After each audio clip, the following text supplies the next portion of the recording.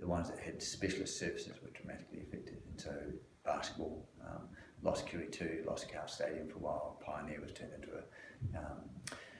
a centre where people went who needed help, and so there was no actual playing surfaces for them. Similarly, hockey lost Porra Park.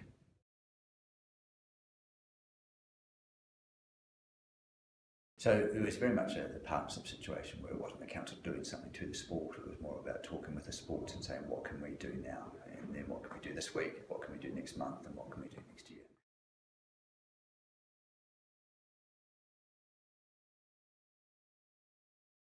I'm aware for this season that there aren't enough turf slots for the game to be played for the number of teams that want to play this season. And so there is a shortage of space even with the way hockey is organised. So I think it's a mix of being able to meet the demand and this growing demand, and also to make some of those shoulder times of 10 o'clock for a 12-year-old is a bit late on a weekday.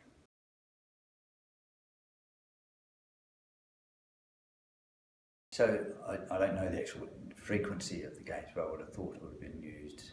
My gut says about 2 times a month, which is quite a lot for a stadium like that.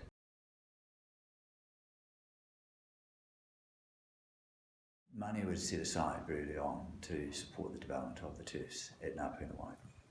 And so the challenge more wasn't that there's money being spent here and not being spent there. It was a matter of we had an easy solution for rugby, and through the collaboration, and there has been, in a way, the earthquake's been stunning for the sports, and they actually have got together and worked a lot more collaboratively than they have in the past.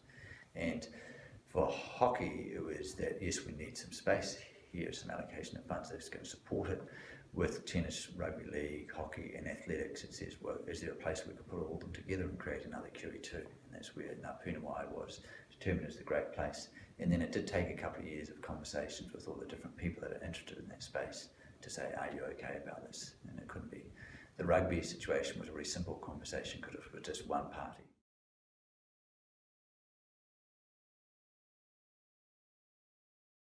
Planning process will take another 6 months.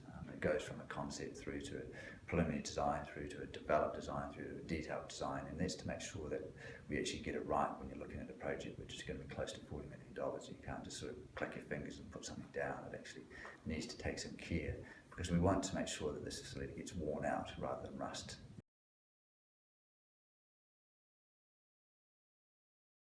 Okay, so shovels are already going in the ground now, and that's 2 things that have been going on over the last 2 weeks. Is we've been having someone going out and doing survey levels, and so they know exactly the shape of the land, and so then we know what soil we need to move around to make good for the different places to have fields, and so that the water flows to the right places and not into the middle of the pitch, or it needs to go outside of the pitch. There's also people been doing some work about archaeological interest in that site to make sure we don't go and plonk something on top of a culturally significant location. And so there is actually soil turning activity that's going on, people with boots walking around the site at the moment, while we at the same time actually look at all the different building blocks of the different 4 sports that want to be there and say, look, what's the best way of shaping this?